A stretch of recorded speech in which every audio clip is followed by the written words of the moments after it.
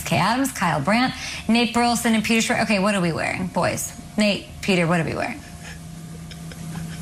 Well, I got to represent. You know, it's Thanksgiving. The Cowboys are playing, but my Lions are also playing. I don't want everybody to focus on America's team. I like to say that Detroit is America's heartbeat, so I wanted to represent with a Barry Sanders jersey on today.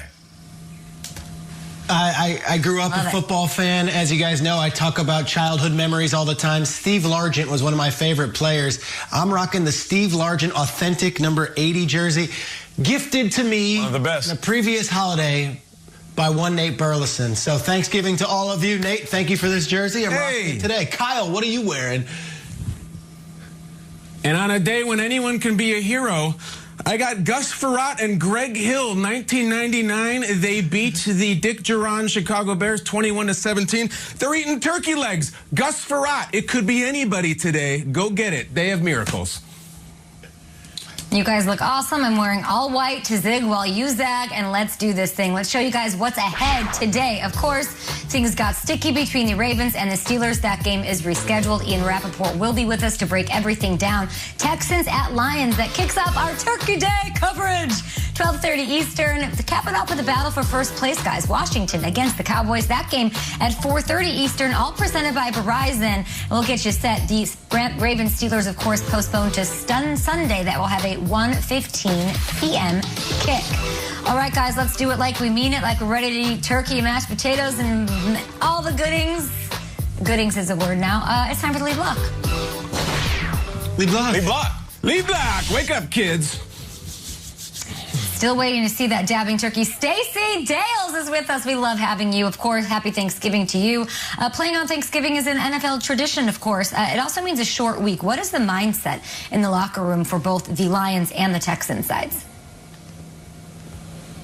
Yeah, happy Thanksgiving. Allow me, Kay, good morning, to set the table for you, if you will, for these incoming Houston Texans. Listen, they've won 2 of 3 games since their bye, and they're feeling some momentum right now. And in talking to Romeo Crennel, the interim head coach this week, he thinks they've actually derived quite a bit of confidence from that Patriots win this past weekend. I asked him what has been the difference since the bye week, and he said it's really players understanding the system and how they fit. But, guys, he said we're not resting on any laurels because we don't have any.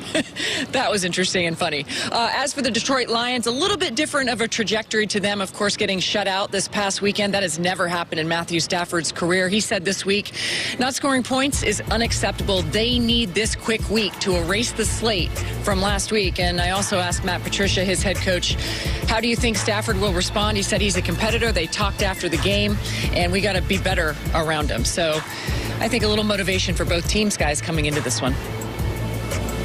Thank you so much, Stacey. We'll talk to you in a bit. I think you're in part of our Throwdown Thursday coverage right here on Good Morning Football leading into this game, which kicks off in just a couple of hours. Let's get the guys in here now. Nate, what are you keeping your eye on in this early game? I'm looking at the wide receivers. Let's start with Marvin Jones. Marvin Jones has been balling. If you haven't been paying attention to what Marvin Jones is doing, I mean, this dude has been balling out the last 4 games, 4 touchdowns. I mean, there's no Danny Amendola, no Kenny Golladay, so you know Matt Stafford is going to be dropping back, looking at him early and often. On the flip side, it's Thanksgiving, guys. So who are your eyes on when you're at the crib and that food is in the air? You're looking for the cooks. Where's the Cooks at? I'm talking about Brandon Cooks. He has caught quite a rhythm with Deshaun Watson. And another guy that I constantly talk about, it seems like I just have to mention his name every few weeks, Will Fuller. I know he started off a little slow, but he already has a career high in yards, and he's a speedster. Like, he is that fast. You know that relative that comes over and grabs their plate, and you go down to say your prayers and thank the Lord and all, amen. As soon as you look up, you're like, bro, where's the food? You eating that fast? And that's how fast Will Fuller is. He can eat that fast. So with the quickness of Cooks and the straight line speed of Will Fuller, of course, Marvin Jones being a Detroit Lion, it's going to be the wideouts that are going to be doing their thing today. Yeah, I'm going to thank the Lord right after I bless these yams. Nate, it was beautiful, and this is very simple if you're at home today. Watch number 4 on the Houston Texans. Watch Deshaun Watson. In a year after which his #1 receiver was ripped away from him, He's having a career year. I mean that. He has the best passer rating of his career. All of these guys, quarterbacks who may not be playing today, who are going to the playoffs, Ben Roethlisberger, Josh Allen, Ryan Tannehill, Phillip Rivers, Tom Brady, Jared Goff, Kyler Murray. Deshaun Watson's playing better than those guys. And Kyler's running around in the desert with Deshaun's ex having a great old time. Deshaun's outplaying him.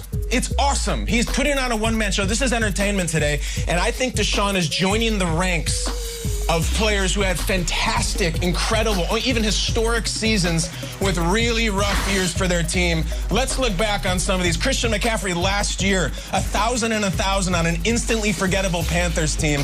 Didn't even win Offensive Player of the Year, but he was amazing. 2013, Josh Gordon. Didn't even play a full season, was the best player in the league on a 4-12 Rob Chudzinski team. Jared Allen, 2011, 22 sacks on a 3-13 Vikings team, almost broke the record. Wow. How about the late Cortez Kennedy, 1992? Seahawks were the worst team in football, 2-14. That man won Defensive Player of the Year on a 2-14 team. And then Deshaun Watson. Wow. Cool, calm, collected, killing it on a team that fires its head coach, take away a #1 receiver. If you're on the couch today and you don't have a stake in these games, these aren't your teams, you don't have fantasy players going, just watch number 4. Sit back, eat, drink, be merry, and watch Deshaun Watson. It is a one-man show. Yeah, and if it's a season for Watson, I feel like that might be a career for my guy.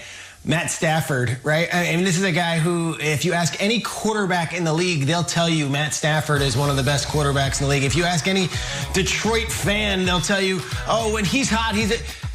And here we are. What year are we in his career? We're heading towards double digits and well into the teens of his year. And it's another lost season. I got to be honest. Stacey's in Detroit right now. I don't think there's much hope for the Lions. And yet Stafford can come out on any given day and be the best quarterback on any field, in any stadium, against any. Oh, yeah. Just what he is. Last week, lost to P.J. Walker in his first career start, 20-0. Another week, he'll go out there and he'll go blow for blow with Mahomes. Here's the quote that I got this week. I was watching the Pat McAfee show, and it's A.J. Hawk and it's Pat, and they're interviewing Aaron Rodgers, and they're talking about no-look passes, how Mahomes can do them all the time. Rodgers says this on Stafford, out of nowhere, not unprompted. I will say this, a guy who probably doesn't get anywhere near the credit for doing bleep like that all the time. He wears number 9 and plays in Detroit. That dude, what he does to the ball is impressive. It's really, really impressive. That dude is throwing crazy no-lookers all the time, and he can throw them from any arm angle. I don't think he gets any of the credit. Maybe it's because he's in Detroit.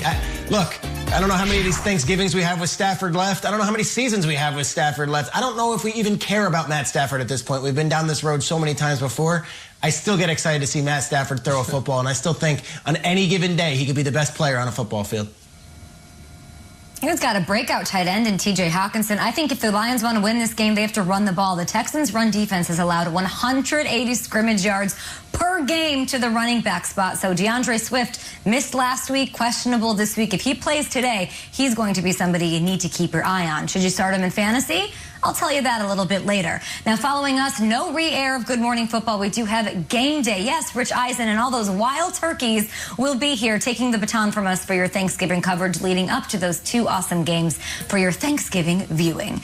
Let's bring in Ian Rappaport at Rap Sheet right now to talk about what happened with the Cowboys. They suffered a tragic loss. Can you tell us about what happened with Marcus Paul?